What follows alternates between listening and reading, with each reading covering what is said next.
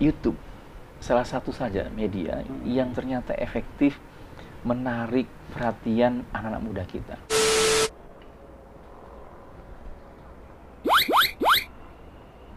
Lokal Bekasi. Aye!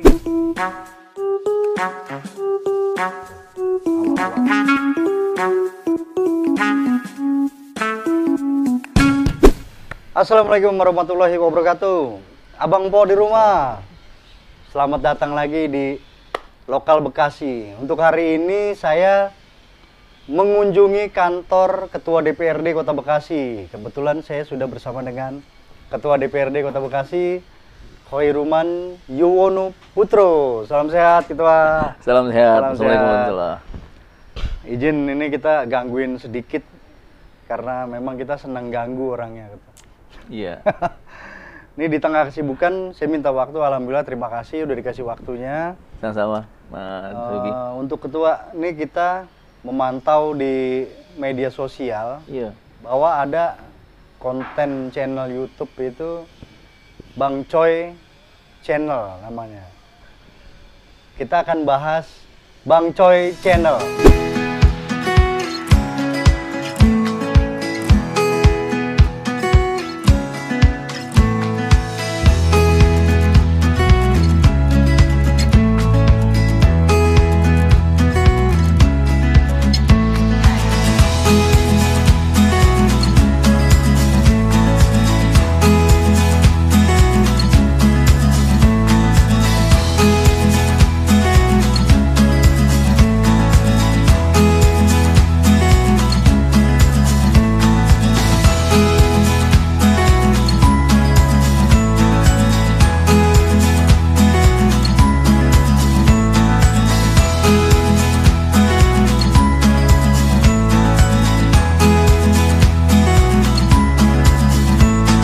Bang Coy Channel ini sebetulnya punya siapa sih, Ketua? Bener gak sih punya Ketua sendiri?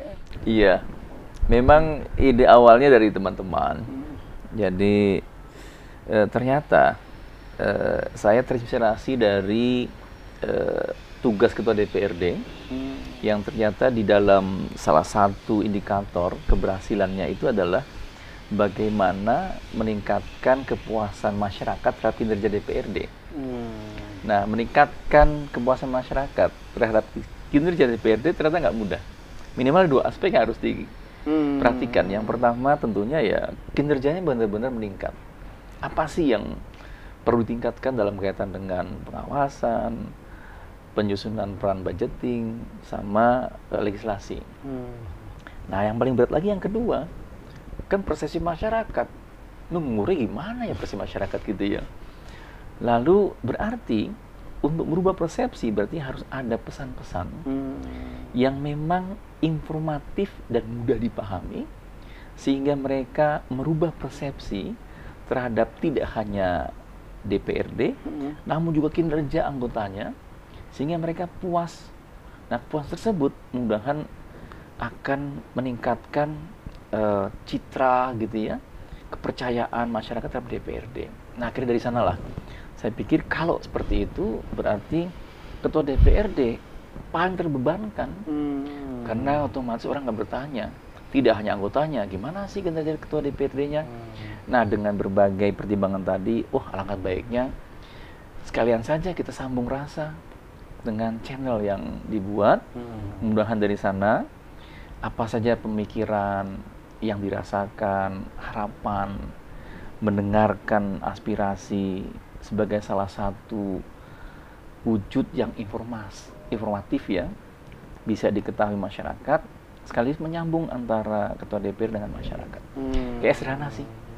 Mudah-mudahan demikian bisa membantu masyarakat memahami kesulitan, keterbatasan, sekaligus harapan mereka dan bagaimana cara DPRD memperjuangkan aspirasi mereka.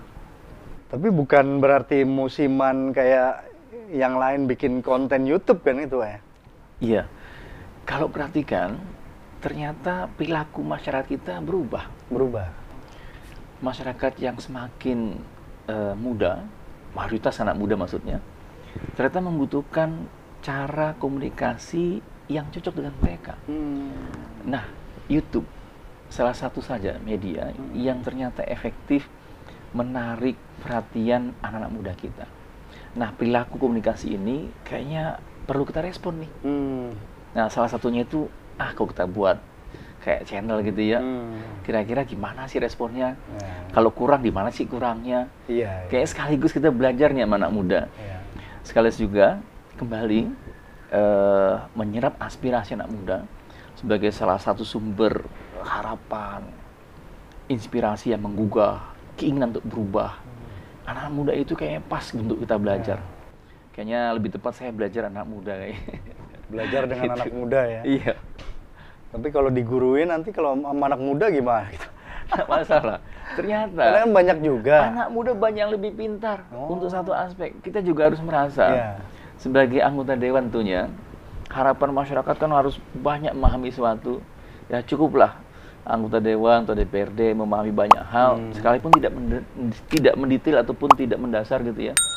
Tapi dengan cara terbuka gitu, maka memudahkan kita akan dapat banyak sekali pengetahuan dari orang-orang yang kita ajak bicara gitu. Kalau bicara tentang anak muda ya ketua ya, apa sih sebetulnya motivasi ketua itu berpolitik? Mungkin bisa jadi acuan juga bagi anak muda untuk ikut terjun berpolitik gitu. Iya, menarik ya. Jadi kalau kita masuk ke dunia politik, pertama, politik itu sesuatu yang memiliki daya paksa dia. Karena output politik kan kebijakan. Ketika kebijakan diberlakukan ke suatu tempat atau negara, dia akan otomatis memaksa setiap orang patuh dengan peraturan tersebut. Nah, kalau Kota Bekasi berarti perda. Nah, perda yang tersusun untuk menata kehidupan ketika kemudian dia berlaku efektif dan mendatangkan maslahat manfaat besar bagi masyarakat. Luar biasa, berapa banyak.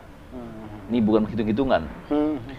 Kebaikan yang bisa kita dapatkan dengan meningkatnya kesejahteraan masyarakat, enaknya orang dapatkan layanan publik, semakin mudahnya orang mengakses kesehatan. Orang harusnya tidak ada yang mereka sekalipun terbatas penghasilannya tapi bisa menjangkau akses pendidikan. Yang mereka cacat handicap, mereka dapat mengakses layanan publik maupun tempat-tempat publik lainnya, termasuk mungkin mall. Nah, yang demikianlah kelihatannya penting perlunya politik. Nah, dari peran tersebut kelihatannya kalau kita masuk ke sana, kemudian menata, mudah-mudahan pahala bagi kita. Berarti itu kali. Ketua apakah udah memantau anak muda juga di Kota Bekasi? Seperti apa pandangan Ketua? Iya, Kota Bekasi memang agak unik ya. Kan usia 24 tahun ya. Ini kota muda. Yang selalu saya sampaikan, kota muda itu kota beda dengan kota tua. Kota tua itu penuh dengan monumen yang memang kita hadir ke sana itu mendapatkan memori gitu ya. Tapi kota muda, kota yang dinamis, kota yang penuh dengan perubahan. Nah, Kota Bekasi ini kota yang cepat sekali pertumbuhannya. Kota yang memang menggambarkan karakter kota muda. Nah, tinggal bagaimana arah perubahan ini, ya jangan semuanya didominasi sama pertumbuhan apartemen, mall. Kira-kira anak muda kemana sih? Kira-kira kreativitas, inovasi yang khas anak muda di mana sih? Nah, kelihatannya perlu tuh kita dengar anak muda. Terus terang saya berharap DPRD itu menjadi ruang publik bisa dipakai untuk anak muda menyampaikan aspirasi. Dan saya sangat menantang nih. Silakan datanglah ke DPRD agar DPRD lebih pandai mendengarkan, memahami aspirasi mereka sehingga kebijakannya benar-benar bermanfaat bagi mereka. Untuk anak muda ya, khususnya di Kota Bekasi dulu ya Ketua ya. Bekasi dulu. Anak muda datang ke DPRD kalau memang pengen mengajukan aspirasi atau apalah mungkin fasilitas kegiatan ya Ketua ya. Benar, karena kemudian banyak energinya nih. Silakan apakah mau ke arah olahraga, seni, budaya, kreativitas, handicraft, kerajinan, kemudian berbagai potensi yang dimiliki. Kira-kira yang memang menggambarkan saya atau gue nih siap berubah gitu ya. Iya, iya. Kita dari hal yang kecil, jangan menunggu lama-lama gitu ya. Siap. Nah yang kayak gini kayaknya pas anak muda itu. Iya, iya. Nah saya berharap yang kayak gitu bisa datanglah kemari. Nanti yang seperti itu masuk ke konten Bang Coy channel nggak? Mudah-mudahan. Oh iya, iya. Kayak kemarin kita buat kolaborasi lagu gitu ya.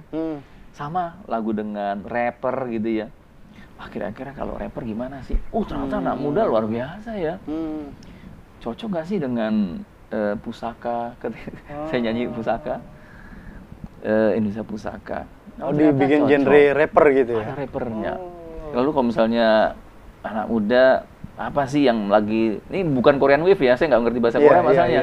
Karena bahasa Jepang, kau coba bahasa Jepang gimana sih, nyanyi bahasa Jepang gitu ya. Anak muda juga sungguhnya. Tapi intinya, kita Dewan itu akan menjadi fasilitator yang baik. Mudahan dengan lebih memahami permasalahan jiwa, tentu kita nggak mungkin kita berubah. Menua itu takdir lah. Tapi menjadi tua itu pilihan. Karena kita bisa menyegarkan diri kita dengan pemikiran-pemikiran baru, sehingga kita beradaptasi. Kelihatannya itu yang menjadikan masyarakat cerdas, pandai beradaptasi gitu ya, sehingga berbagai tuntutan perkembangan gitu ya, kita menjadikan kota ini kota yang hidup. Nah, kota muda paling tepat untuk anak-anak muda, gitu. Jadi tua itu juga pilihan gitu. Muda pun pilihan gitu ya. Pilihan juga. Jadi jangan mikirin kemasan gitu kan. Betul. Ya kan? Jangan lihat dari luar ibaratnya. Sepanjang kita mau menerima perubahan, berani berubah, saya yakin pasti banyak menjanjikan hal-hal yang positif itu ke depan. Mudah-mudahan optimisme itu kita dapatkan dari para anak muda ini. Siap. Ya. Nah, untuk balik di Bang Coy channel dulu nih. Iya. Ada visi misi atau rencana ke depan apa tuh, Bang? Ketua. Nah, channel saya ingin mencoba mendetailkan apa saja sih yang perlu kita diskusikan. Kendalanya apa saja sih? Harapan masyarakat terhadap seperti ini seperti apa sih? Nah, saya ingin belajar itu. Belajar menyelami. Nah, mudah-mudahan channel itu menjadi cara melempar, memfeeding sesuatu kepada masyarakat, anak-anak muda.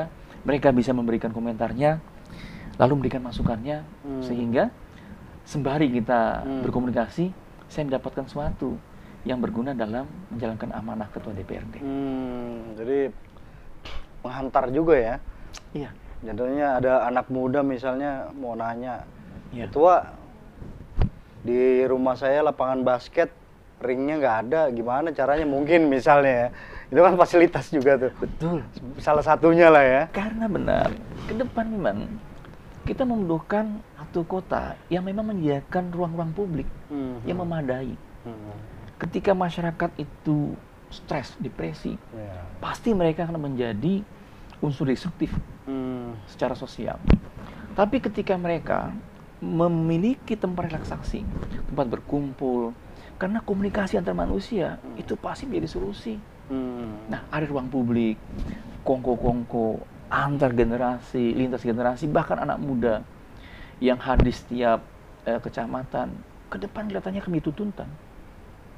Tapi ini kan pandangan kita, benar nggak sih? Nah, dari situlah kemudian dari situ komunikasi, ternyata benar. Sehingga tren ke depan buat kebijakan ke depan, kita bukan hanya opini, kita bukan orang pintar, tapi berdasarkan evidence, artinya fakta-fakta, lalu angka-angka statistik gitu ya, kemudian survei, bahkan mungkin berbagai kuesioner gitu ya, yang menunjukkan kemana sih keinginan masyarakat, itu menjadi dasar kita buat kebijakan, tidak berdasarkan opini lagi.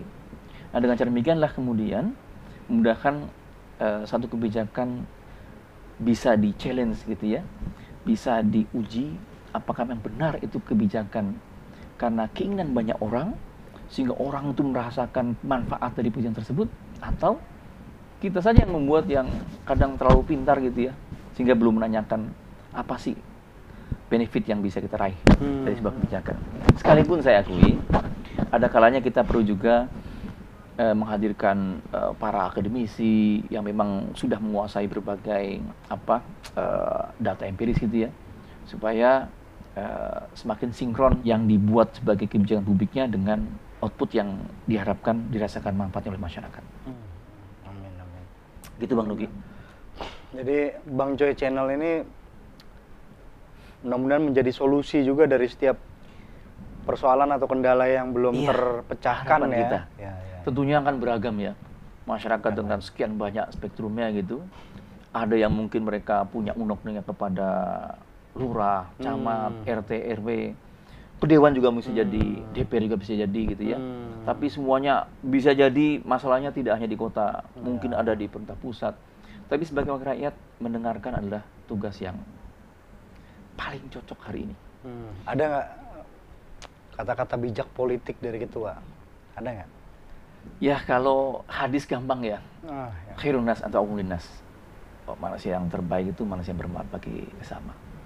Tapi di sisi lain, saya mungkin tertarik dengan yang lain, yaitu kulukum ra'in wa kulukum mas'ulun an ra'iyatih.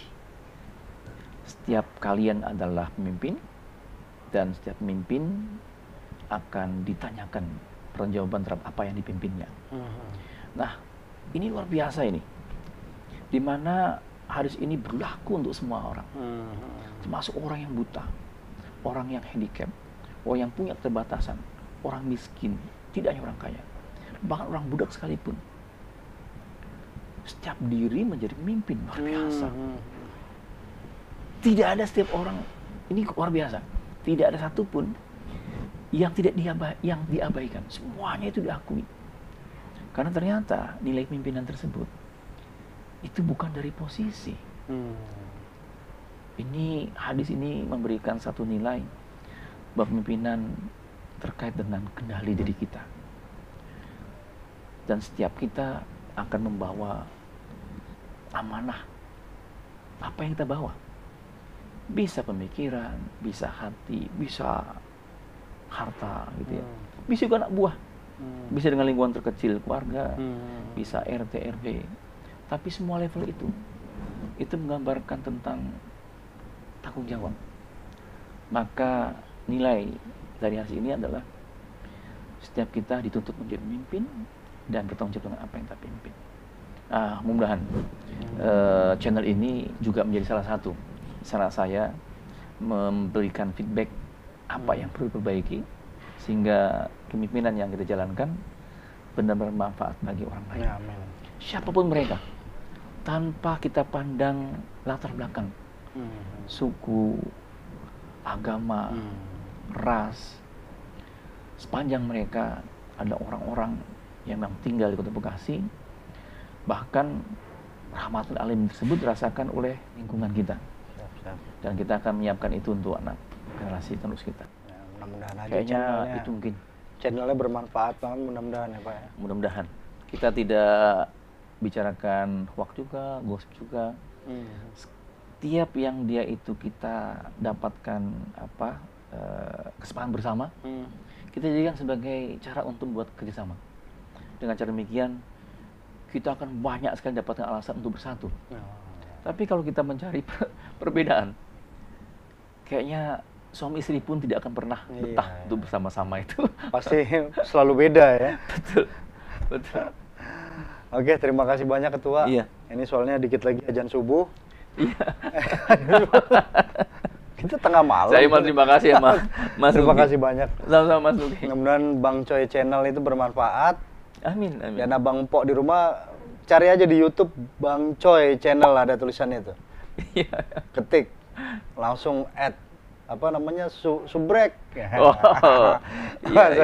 Ya, terima kasih banyak Ketua. Sama Mas Nugi. Mudah-mudahan sehat selalu. Amin, amin. Iya. Kita ada yel-yel, teriakan aye. Oh, ada juga? Ada. Gimana coba? Teriak aye. Aye aja? Aye. Oke, gimana? 3, 2, 1. Aye! Aye! Itu doang.